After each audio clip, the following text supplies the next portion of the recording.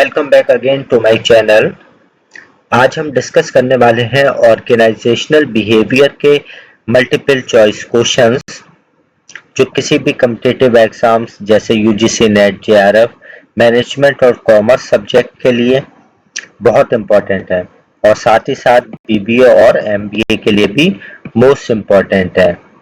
आज हम सिर्फ डिस्कस करने वाले हैं 20 क्वेश्चंस, क्योंकि अभी जल्दी यूजीसी नेट ने फॉर्म भरना स्टार्ट हो गया है मैनेजमेंट और कॉमर्स और डिफरेंट सब्जेक्ट के लिए। तो जो मैनेजमेंट और कॉमर्स वाले स्टूडेंट हैं, चाहे वो बीबीए के हों, एमबीए के लिए हो या एमबीए के एस्पायरेंट्स हों जो यूजीसी नेट करना चाहते हो मैनेजमेंट और कॉमर्स में, तो उनके लिए ये बहुत ही इम्पोर्टेंट है। तो चलिए बढ़ते हैं अपने नेक्स्ट 20 क्वेश्चंस की तरफ।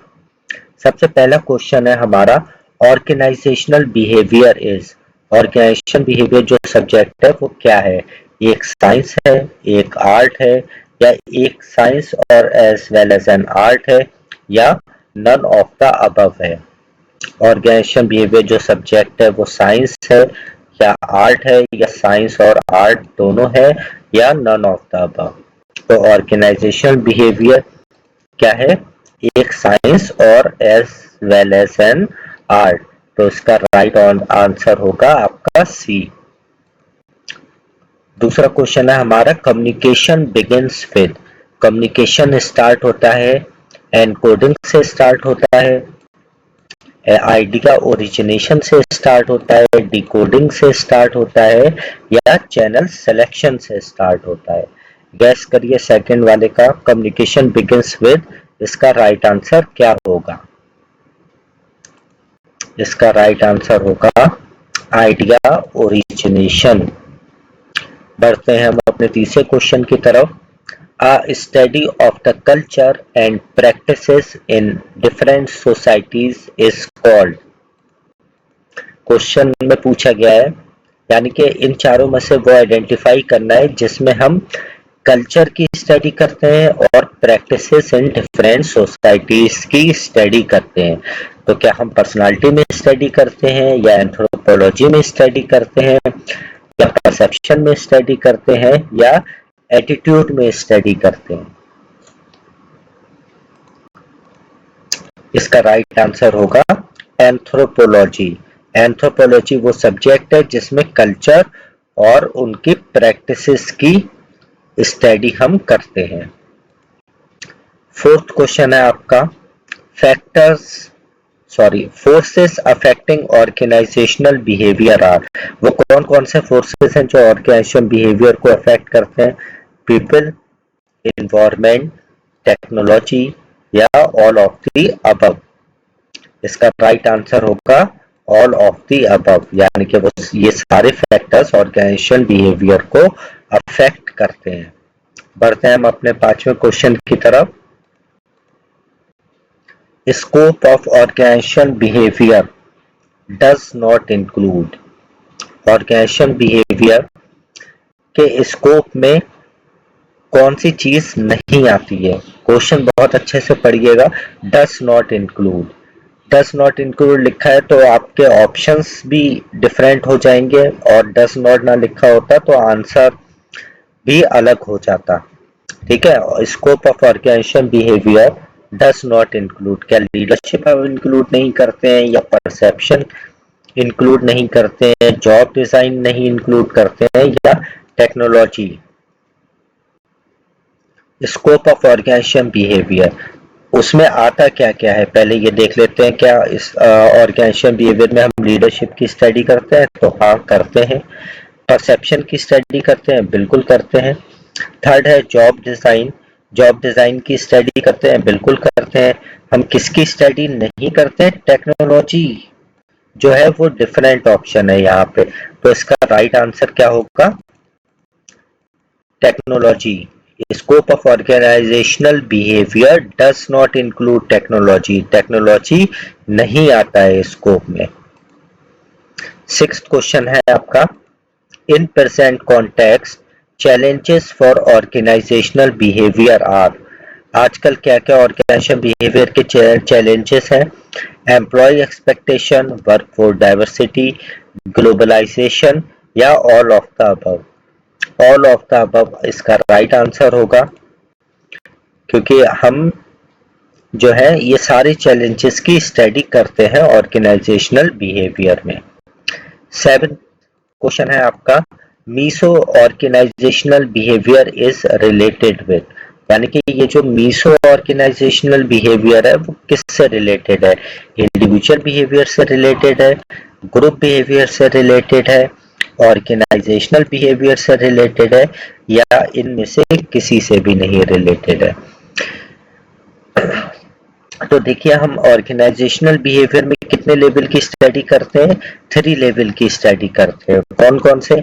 सबसे पहले हम करते हैं इंडिविजुअल लेवल की स्टडी, फिर हम करते हैं ग्रुप लेवल की स्टडी, फिर तीसरे नंबर पे हम करते हैं ऑर्गेनाइजेशन की स्टडी। तो इंडिविजुअल बिहेवियर को हम बोलते हैं माइक्रो,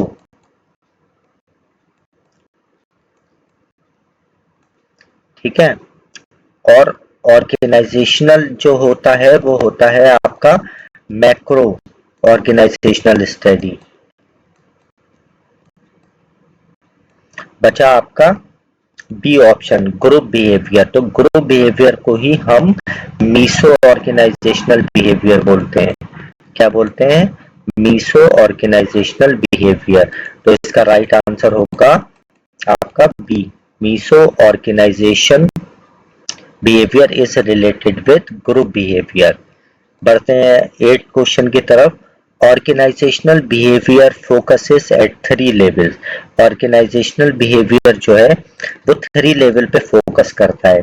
किन किन पे? पहला ऑप्शन कह रहा है इंडिविजुअल पे, ऑर्गेनाइजेशन और सोसाइटी। दूसरा ऑप्शन कह रहा है सोसाइटी, ऑर्गेनाइजेशन और नेशन। थर्ड ऑप्शन है आपका एम्प्लॉई, एम्प्लॉयर और मैनेजमेंट। फोर्थ ऑप्शन है आपका इंडिविजुअल, ग्रुप्स और ऑर्गेनाइजेशन। तो अभी पिछले ही पॉइंट में मैंने बताया था ऑर्गेनाइजेशन बिहेवियर एक 3 लेवल की स्टडी है, जिसमें इंडिविजुअल की स्टडी आती है, ग्रुप की स्टडी आती है और ऑर्गेनाइजेशन की स्टडी आती है। तो यह ऑप्शन डी ऑप्शन जो है वो राइट ऑप्शन होगा। Organisational behaviour focuses at 3 level. तो कौन कौन से 3 लेवल है? इंडिविजुअल, ग्रुप और ऑर्गेनाइजेशन। बढ़ते हैं नेक्स्ट क्वेश्चन की तरफ। Dash is recognised as father of human relations. किसको फादर ऑफ ह्यूमन रिलेशंस कहा जाता है? विलियम गिलब्रेथ को कहा जाता है, हेनरी फ्योल को कहा जाता है, एफ.डब्ल्यू. टेलर को कहा जाता है, या एल्टन मायो को कहा जाता है? देखिए, हेनरी फ्योल की अगर बात करें, हेनरी फ्योल को फादर ऑफ एडमिनिस्ट्रेटिव मैनेजमेंट कहा जाता है, ठीक है। वहीं टेलर की बात करें तो वो फादर ऑफ साइंटिफिक मैनेजमेंट है, फादर ऑफ साइंटिफिक मैनेजमेंट। और विलियम गिलब्रेथ ने कॉन्सेप्ट दिया था थर्बलिक्स का, THERBLIGS,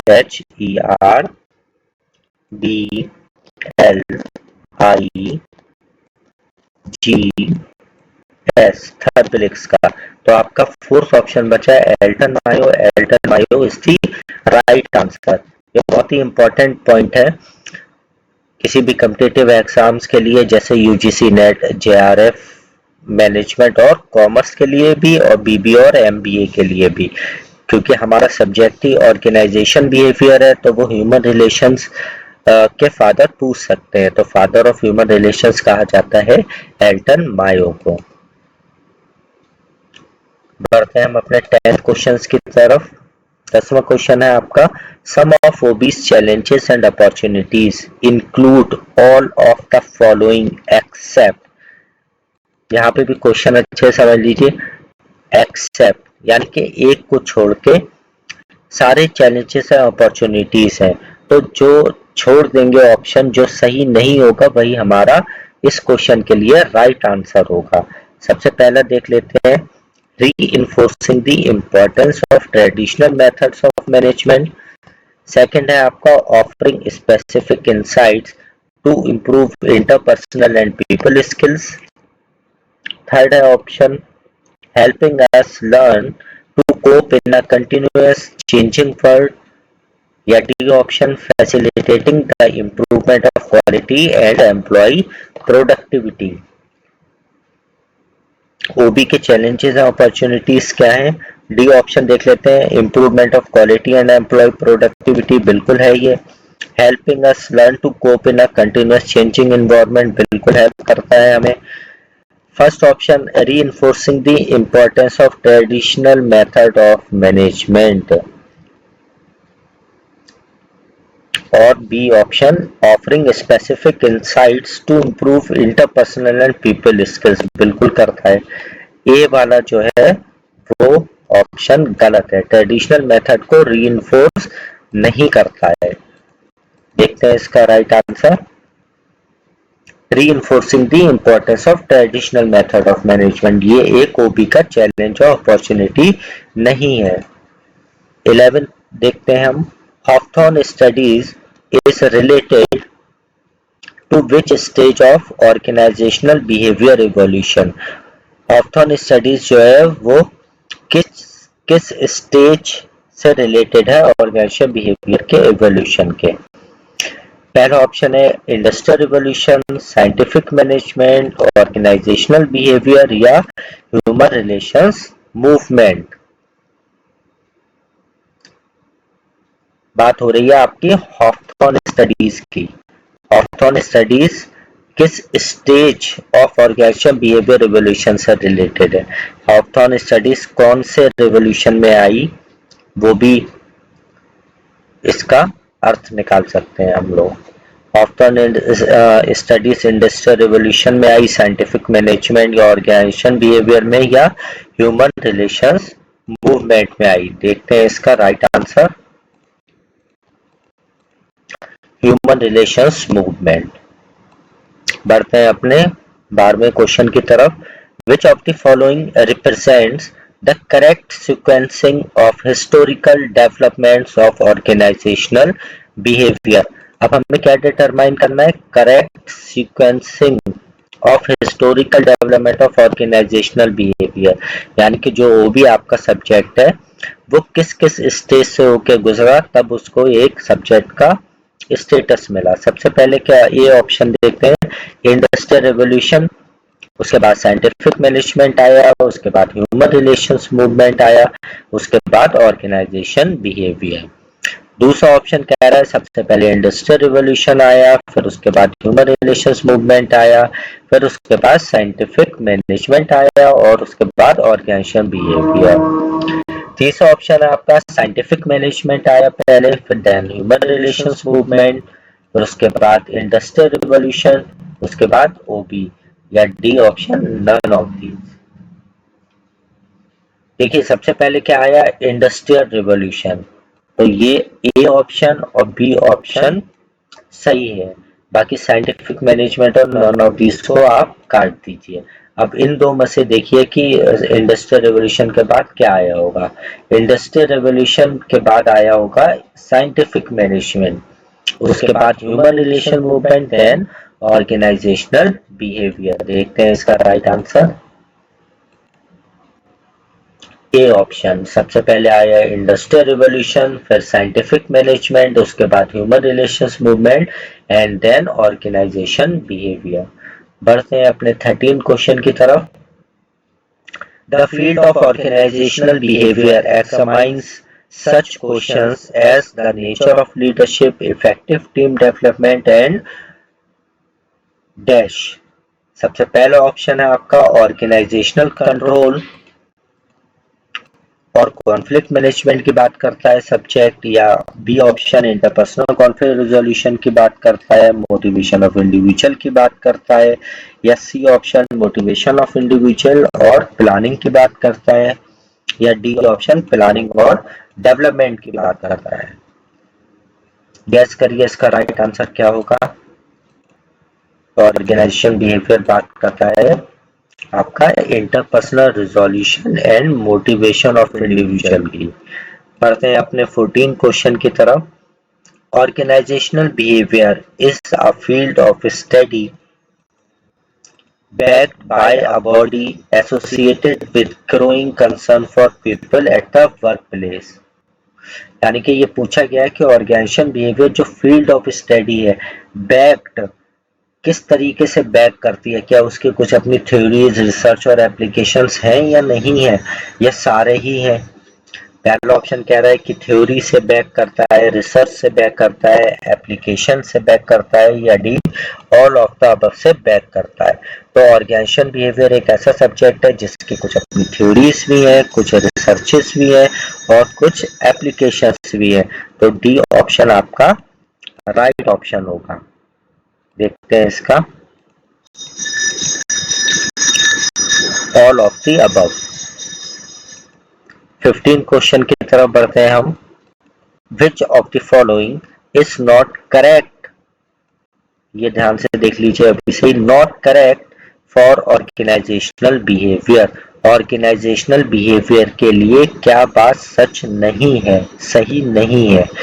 पहला ऑप्शन देखते हैं, organisation behaviour is an integral part of management, या बी ऑप्शन ऑर्गेनाइजेशन बिहेवियर एक डिसिप्लिनरी अप्रोच है, या C organisation behaviour helps in analysis of behaviour, या D option organisation behaviour is goal oriented. सबसे पहले यही देखते हैं, डी ऑप्शन ऑर्गेनाइजेशन बिहेवियर क्या गोल ओरिएंटेड है? बिल्कुल है, तो इसका मतलब ये नॉट करेक्ट नहीं है, ये करेक्ट है। C option analysis of behaviour भी करते हैं, बिल्कुल सही बात है। ये option integral part of management है, बिल्कुल है। ये बी ऑप्शन जो है organisation behaviour is a disciplinary approach, ये जो वर्ड है यहीं पर कंफ्यूजन हो गया। डिसिप्लिनरी अप्रोच नहीं है, ऑर्गेनाइजेशन बिहेवियर क्या है? इंटरडिसिप्लिनरी अप्रोच है। इंटरडिसिप्लिनरी अप्रोच है। इंटरडिसिप्लिनरी अप्रोच का मतलब है ऑर्गेनाइजेशन बिहेवियर जो सब्जेक्ट है उसके कॉन्सेप्ट डिफरेंट सब्जेक्ट से लेकर लिए गए हैं। देखते हैं इसका right answer, organisation behaviour is a disciplinary approach, तो ये ऑप्शन करेक्ट नहीं है। Next question, which one of the following is the definition given by Fred Luthans. अब हमें वो डेफिनेशन आइडेंटिफाई करनी है जो फ्रेड लूथन्स ने दी। सबसे पहली डेफिनेशन हम देखते हैं, organization behavior is to understand, predicting and controlling human behavior at work। दूसरी डेफिनेशन देखते हैं, organisation behaviour is a subset of management activities concern to human behaviour. Third देखते हैं हम, organisation behaviour is a branch of social sciences that seeks to build theories. Organisation behaviour is a field of study that investigates the impact on behaviour. तो ये चारों definition सही है, मगर हमें किसकी आइडेंटिफाई करना है? फ्रेड लूथन्स की डेफिनेशन आइडेंटिफाई करना है। तो फ्रेड लूथन्स की डेफिनेशन कौन सी है? फर्स्ट वाली, organisation behaviour is to understand, predicting and controlling human behaviour at work. तो पहला ऑप्शन आपका राइट होगा। बढ़ते हैं नेक्स्ट क्वेश्चन की तरफ। Contribution of human relation movement are, यानी कि वो कौन कौन से चीजें हैं जिन्होंने ह्यूमन रिलेशन मूवमेंट को कंट्रीब्यूट किया। पहला, ग्रेट डिप्रेशन ने कंट्रीब्यूशन दिया labour movement human relations movement को, या लेबर मूवमेंट ने, या हॉथॉर्न स्टडीज ने, या ऑल ऑफ दीज ने। ये तीनों ही फैक्टर्स ने कंट्रीब्यूट किया ह्यूमन रिलेशंस मूवमेंट को। तो राइट आंसर होगा आपका ऑल ऑफ दीज। बढ़ते हैं अपने 18th क्वेश्चन की तरफ। Nowadays, a lot of stress is being put on the dash of the employees in the organization। यहाँ पर क्या आएगा? Nowadays, a lot of stress is being put on the character, improvement, behavior और reward. आजकल organisations किस पर ज्यादा focus कर रही हैं? कैरेक्टर पे, इम्प्रूवमेंट पे, बिहेवियर पे, या रिवॉर्ड्स पर? देखते हैं इसका answer, behaviour of the employees. 19th question है आपका, The term psychology is derived from the word psyche, which means soul or spirit. तो ये जो साइके वर्ड है वो लैटिन भाषा का है, फ्रेंच भाषा का है, ग्रीक भाषा का है, या इनमें से कोई नहीं, हमें ये आइडेंटिफाई करना है। तो इसका राइट आंसर होगा ग्रीक। जो वर्ड साइकोलॉजी है वो ग्रीक भाषा के वर्ड साइके से बन के बना है, जिसका मतलब सोल और स्पिरिट होता है। लास्ट क्वेश्चन है हमारा, the field of organisational behaviour is primarily concerned with, यानी कि जो ऑर्गेनाइजेशन बिहेवियर एक फील्ड ऑफ स्टडी है वो प्राइमरी फोकस किस पे देती है? पहला ऑप्शन है the behaviour of individual and group पे देती है, या how resources are effectively managed, या control process and interaction between organisations, external context, या बोथ ए एंड सी। इसका राइट आंसर होगा both A and C. The behavior of individuals and group and control processes and interaction between organizations, external contexts। I hope कि ये 20 questions आपको अच्छे लगे होंगे और ये मोस्ट इम्पॉर्टेंट 20 क्वेश्चंस हैं, चाहे हम यूजीसी नेट मैनेजमेंट और कॉमर्स की बात करें, चाहे बीबीए और एमबीए के लिए। और पार्ट बी में मैं नेक्स्ट 20 इम्पोर्टेंट क्वेश्चंस लेकर आऊंगा। Please stay tune to the channel. Daily आप चैनल को देखते रहें कि कौन कौन से नए वीडियोस मैंने ऐड किए हैं। नोटिफिकेशन बटन ऑन कर दें आप, और चैनल को शेयर और सब्सक्राइब करें। Thank you for watching this. Have a nice day.